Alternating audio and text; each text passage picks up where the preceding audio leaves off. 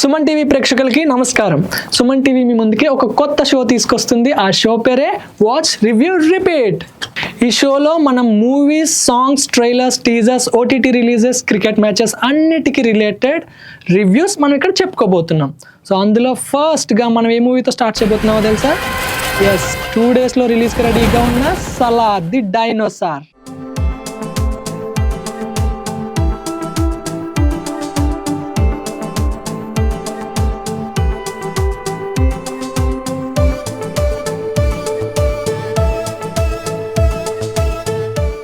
Rebel సినిమాలో ఒక dialogue ఉంటుందండి. మీరు ఆకలితో వేటాడే పుల్లి చూసుంటారు, ఆవేశంతో వేటాడే పుల్లి చూసుంటారు. నేను 2 ఏళ్ళు ఉపవాసం తర్వాత వేటాడే పుల్ని. దానికి ఆహారం ఇప్పుడే ఫిక్స్ అయింది. ఎస్, ఆల్మోస్ట్ 10 years తర్వాత ఇప్పుడు అదే జరగబోతుంది. అసలే మాస్ మీల్స్ మిస్ అయిపోయి చాలా ఈగర్గా వెయిట్ చేస్తున్న ఫ్యాన్స్కి మాస్ ఫీస్ట్ ఇవ్వడానికి రెడీ అయిపోయాడు మన డార్లింగ్.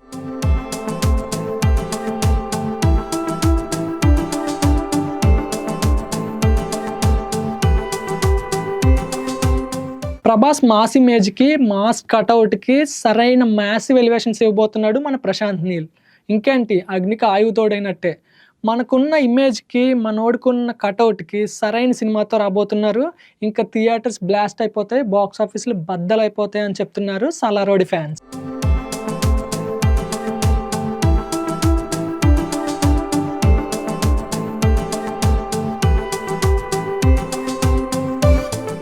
అసలే బాహుబలి తర్వాత సరైన హిట్ కోసం వెయిట్ చేస్తున్న మన డార్లింగ్ ఫ్యాన్స్కి ట్రైలర్తోనే ట్రాన్స్లోకి తీసుకెళ్ళిపోయాడు మన నీల్ మామ్.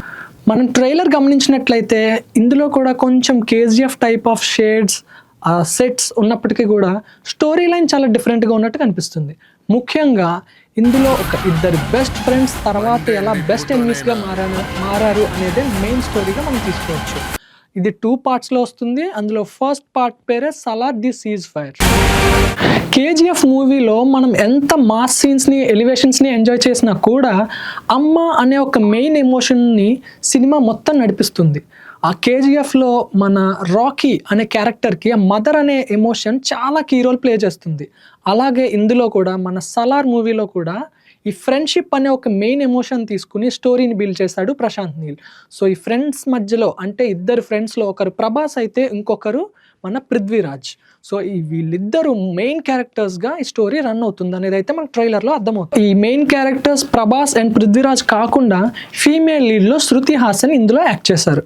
సో శృతి హాసన్కి అసలు ఈ స్టోరీలో క్యారెక్టర్ ఏమై ఉంటుంది, అసలు ఎలా ఇన్వాల్వ్ చేయబోతున్నారు అనేది మనకు కొంచెం ఇంట్రెస్టింగ్ పాయింట్. ఎందుకంటే కేజీఎఫ్లో లవ్ స్టోరీ, ఆ లవ్ ట్రాక్ అనేది చాలా యూనిక్గా, డిఫరెంట్గా ఉంటుంది. అంటే హీరో హీరోయిన్ మధ్యలో వచ్చే సీన్స్ అంటే ఒక డిఫరెంట్ టైప్ ఆఫ్ రొమాన్స్ ఉంటుంది. సో ఇందులో అసలు శృతి హాసన్ హీరోయిన్ క్యారెక్టరా, లైక్ అంటే మన ప్రభాస్తో ఏమన్నా రొమాంటిక్గా ఏదైనా లవ్ ట్రాక్ ఉంటుందా, లేకపోతే వేరేగా ఏమన్నా స్టోరీని నడిపించే ఒక ఇంపార్టెంట్ క్యారెక్టర్ అనేది మన సినిమా చూస్తే కానీ మనం తెలుసుకోలేం. సో అది కూడా ఒక one of the interesting points అని చెప్పుకోవచ్చు. సో అది కాకుండా మెయిన్ డిఫరెంట్ క్రాఫ్ట్స్ తీసుకుంటే cinematography, music, colour grading, everything చాలా టాప్ నాచ్ ఉన్నాయి. ఇంకా సెట్స్ గురించి అయితే ఆల్రెడీ కొన్ని ఇంటర్వ్యూస్లో మన ప్రశాంత్ నీల్ అండ్ ప్రభాస్ ఆల్రెడీ చెప్పారు. చాలా పెద్ద పెద్ద మ్యాసివ్ సెట్స్ యూజ్ చేశారు. రామోజీ ఫిలిం సిటీలోనే ఇంకొక రామోజీ ఫిలిం సిటీని మేము క్రియేట్ చేసామని చెప్పారు. అంటే మనం అర్థం చేసుకోవచ్చు ఎంత పెద్ద సెట్స్, ఎంత బడ్జెట్లో సినిమా తీశారనేది. సో అది డెఫినెట్గా మనం పెద్ద థియేటర్లో, మనం పెద్ద స్క్రీన్ మీద చూసినప్పుడు మనం ఖచ్చితంగా దాన్ని ఫీల్ అవుతాం. సో మొత్తంగా మనం ఈ అన్ని క్రాఫ్ట్స్ గురించి చూసినట్టయితే ట్రైలర్, సాంగ్స్ మనం అన్నీ గమనించిన తర్వాత నాకైతే ఒక్కటే అనిపిస్తుందండి, సినిమా అయితే హిట్ కన్ఫర్మ్. కానీ అది ఏ రేంజ్లో ఉండబోతుంది అనేది మనం ఈ 22వ తారీఖున తెలుసుకోబోతున్నాం. All the best for the Salaar movie.